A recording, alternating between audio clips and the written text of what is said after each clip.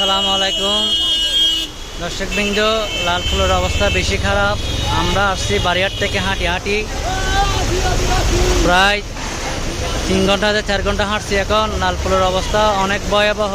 আপনারা সবাই সহযোগিতা করুন, এগিয়ে আসুন সবাই। দেখুন কি অবস্থা, দেখুন।